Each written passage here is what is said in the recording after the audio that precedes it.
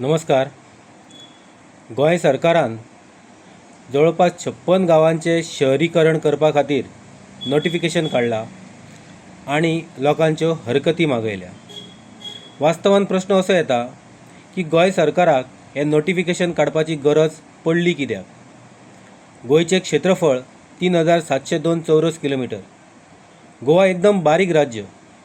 अशा ह्या बारीकशा राज्यान 56 गावांचे शहरीकरण करपाची गरज कितें?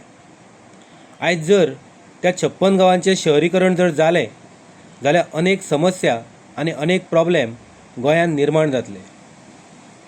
56 गावाच्या आजूबाजूकय बाकीचे गांव आसात. एका गावाचें शहरीकरण जालें की ऑटोमॅटीक दुसऱ्या गावाचें शहरीकरण जाता. गोंयचें खरें गोंयपण हें गोंयच्या गांवांनी आसा. गांवचें गांवपण खरें म्हणजे आमी राखपाक जाय. गांवचें जर शहरीकरण जालें जाल्यार गांवाक केन्नाच म्हत्व नासता. आयज गोंयच्या गांवगिऱ्या वाठारांत लोकांनी जंगलां राखून दवरल्यात.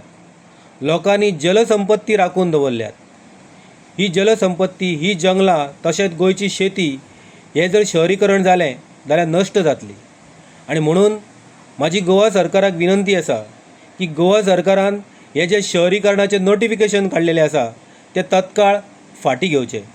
तशेंच हाचेर जर गोंयच्या सगळ्या ग्रामपंचायतीच्या ग्रामसभांनी चर्चा जाली जाल्यार लोकांनी व्हडा संख्येन उपस्थित रावन ह्या मुद्द्याचेर विरोध करचो.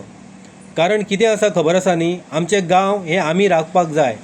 आनी गोवा, गोंयची संस्कृती, गोंयची देवळां, गोंयची चर्च्यो अशे अनेक गोश्टी आसात. गोंयची गांवांतली राखली जाणारी वेगवेगळ्या प्रकारची संस्कृती ही गोंयच्या गांवांनी आसा. आनी गोवा हो खऱ्या अर्थान गोंयच्या गांवां खातीर वळखलो जाता. म्हणून गोंयचे गांव राखपाक जाय. धन्यवाद.